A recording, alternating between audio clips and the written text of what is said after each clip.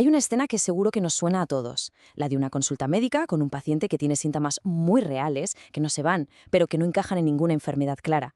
Es como si el cuerpo estuviera intentando contar una historia que la mente aún no sabe cómo poner en palabras. Pues bien, hoy vamos a sumergirnos en ese mundo tan complejo de los trastornos somatomorfos. Vamos a ver qué ocurre cuando el cuerpo se convierte en la voz de una angustia que se ha quedado en silencio. Vamos a imaginarnos esa escena con más detalle. Un paciente que empieza a enumerar dolores que un día están aquí y al otro allá, una opresión en el pecho, mareos, en fin, una lista de síntomas que son persistentes y sobre todo muy reales. Claro, se hacen pruebas, análisis, estudios de todo tipo. ¿Y el resultado? Una y otra vez todo sale normal. La frustración, como es lógico, va a más, tanto para quien lo sufre como para el profesional que no encuentra una causa evidente. Y aquí hay que dejar algo clarísimo desde el principio. Es fundamental desterrar la idea de que estos síntomas son inventados. No lo son para nada. El dolor se siente, el mareo es real y el cansancio es absolutamente agotador. El hecho de que no encontremos un marcador biológico claro no le quita ni un ápice de autenticidad a ese sufrimiento. El verdadero problema aquí no es si el paciente dice la verdad o no. La cuestión de fondo viene de una división cultural que hemos arrastrado durante siglos. Esa idea de que el cuerpo y la mente son dos cosas separadas. Si algo duele, tiene que haber algo roto. Y si no hay nada roto, entonces no es real. Pues bien, es precisamente esa lógica la que tenemos que empezar a desmontar. Para entender bien de dónde viene todo este lío, merece la pena echar un vistazo a cómo ha ido cambiando la mirada médica sobre estos síntomas a lo largo de la historia. En el siglo XIX, por ejemplo, todo esto se metía en el cajón desastre de la histeria, un término que, venía cargado de prejuicios. Luego llegó Freud y nos habló de la conversión, de esa idea de que un conflicto de la mente se puede traducir, tal cual, en un síntoma físico. Mucho después, los manuales de diagnóstico como el DSM-4 lo definían por lo que faltaba, la ausencia de una causa orgánica. Pero el cambio de verdad, el giro gordo, ha llegado hace relativamente poco, con el DSM-5. Y este cambio es la clave de todo. Pasamos de un diagnóstico que se basa en lo que no hay, en el no se encuentra nada, a uno que se centra en lo que sí hay.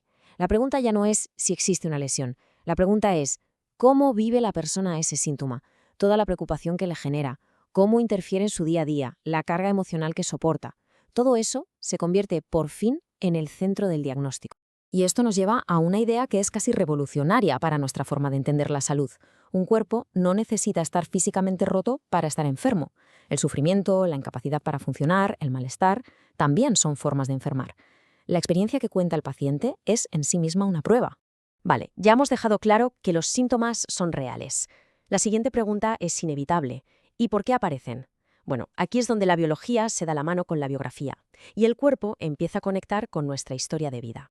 Fijaos, muchas veces estos cuadros aparecen en personas que han aprendido a tirar para adelante, a cumplir con todo, a cuidar de los demás, pero sin pararse un segundo a pensar qué sentían. La expresión de las emociones ha estado limitada, o no se le ha dado importancia, o incluso ha sido algo peligroso en sus vidas. Y entonces, ¿qué pasa? Que el cuerpo se convierte en el único sitio válido, el único espacio legítimo para poder expresar que algo va mal. Esta frase lo cambia todo.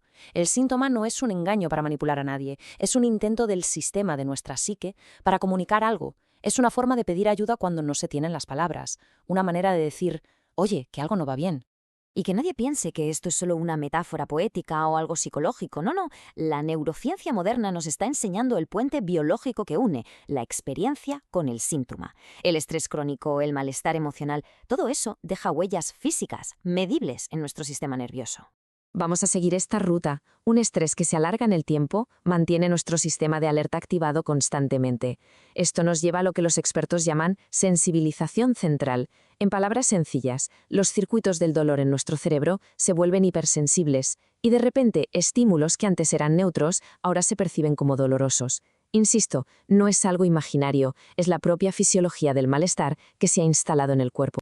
Entonces, si el problema es esa desconexión entre lo que se siente y lo que significa, ¿cómo podemos ayudar a reconstruir ese puente? ¿Qué es lo que funciona? Y, casi más importante, ¿qué es lo que no funciona en la consulta? Decirle a alguien no tiene nada o despacharlo con un esto es psicológico es terrible. Niega por completo la realidad de esa persona. Lo que de verdad ayuda es justo lo contrario, validar la experiencia, escuchar sin juzgar y trabajar codo con codo para encontrar el sentido que se esconde detrás de ese síntoma. Y este es algo que se ve una y otra vez. Cuando un paciente siente que no le creen, que se está poniendo en duda su sufrimiento, el síntoma tiende a hacerse más fuerte. Es como si el cuerpo, al no ser escuchado, necesitara subir el volumen de su mensaje para que por fin alguien le preste atención. Este exige un tipo de habilidades que no siempre se enseñan en las facultades. Requiere saber aguantar la incertidumbre, no tener esa prisa por dar una respuesta cerrada. A veces, la intervención más potente no es una prueba o una pastilla, sino ofrecer tiempo, ofrecer una escucha de verdad que le permita a la persona empezar a construir su propia historia sobre lo que le pasa. Y entonces, ¿cuál es el objetivo final de todo esto? ¿Simplemente que el síntoma desaparezca? La respuesta es un poco más compleja y, la verdad, mucho más interesante. La meta no es acallar al cuerpo a cualquier precio. Es crear un espacio seguro donde eso que el cuerpo está gritando pueda empezar a pensarse, después a ponerse en palabras y finalmente a compartirse. Cuando eso sucede, el cuerpo ya no tiene por qué ser el único portavoz del malestar. Y con esta idea cerramos el círculo. Los síntomas somáticos son, en el fondo, un lenguaje. Un lenguaje primitivo, sí, y doloroso, pero un lenguaje al fin y al cabo. Y nuestra tarea, como sociedad y como profesionales, no es censurarlo, sino aprender a escucharlo y ayudar a traducirlo. Y esto nos deja con una última pregunta para reflexionar.